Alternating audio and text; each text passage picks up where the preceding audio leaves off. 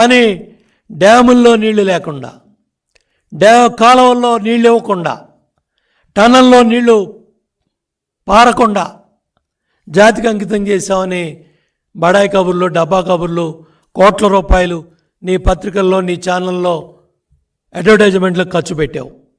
మళ్ళీ చెప్తున్నా, 24 సంవత్సరంలో తెలుగుదేశం, జనసేన, బీజేపీ ప్రభుత్వం అధికారంలోకి వచ్చిన తర్వాత వెలుగొండ మిగిలిపోయిన పనులు పూర్తి చేసి 24 సంవత్సరంలో వెలుగొండ ప్రాజెక్టు టనల్ ద్వారా కృష్ణమ్మ తల్లి నీళ్లు వెలుగొండ రైతాంగ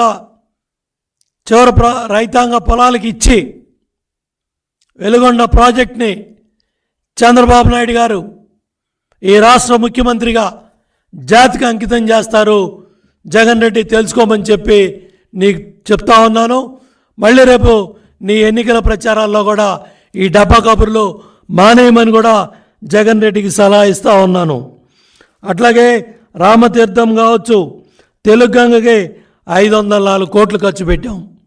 బద్వేల్ సాగర్ కూడా నీళ్లు తీసుకెళ్ళాను. దద్దమ్మ ప్రభుత్వం బ్రహ్మసాగర్ వీరబ్రహ్మేంద్ర స్వామి గారి పుట్టిన ప్రాంతం, ఆయన పేరు మీద ఉన్న రిజర్వాయర్కి కూడా నీళ్ళు వెళ్ళలా. సోమశీల స్వర్ణముఖిని గాలికి వదిలేసావు, 134 కోట్లు ఖర్చు పెట్టాం. సోమశీల ప్రాజెక్టుకి 380 కోట్లు ఖర్చు పెట్టాం. సోమశీల హై లెవెల్ కెనాల్కి 521 కోట్లు ఖర్చు పెట్టాం. దాన్ని కూడా గాలికి వదిలేసావు. గాలేరు నగరి ఫేజ్ 1కి 1423 కోట్లు ఖర్చు పెట్టాం.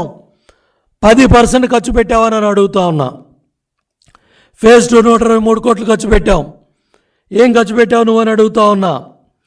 అట్లాగే గండికోట సిబిఆర్ లిఫ్ట్కి, మరి వాళ్ళ పులివెందుల బ్రాంచ్ కెనాల్కి కావచ్చు, చిత్రావతి బ్యాలెన్సింగ్ రిజర్వాయర్ కావచ్చు, వీటన్నిటి పనులు కూడా పూర్తి చేసి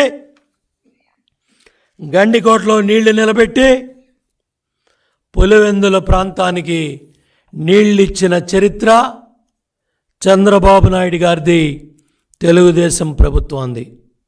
గుర్తెట్టుకో, నీ ఊరికి, నీ గడ్డకి, మీ ప్రాంతానికి తెలుగుదేశం ప్రభుత్వ హయాంలో, చంద్రబాబు గారి హయాంలో కృష్ణమ్మ తల్లి నీళ్లు, ఈ ప్రాజెక్టు పనులన్నీ పూర్తి చేసి చిత్రావతి కావచ్చు, గండికోట కావచ్చు, ఆవుగు టన్నల్ కావచ్చు, ఈ పనులన్నీ కూడా పూర్తి చేసి పులివెందుల ప్రాంతానికి నీళ్ళు ఇచ్చిన చరిత్ర చంద్రబాబు నాయుడు గారిది.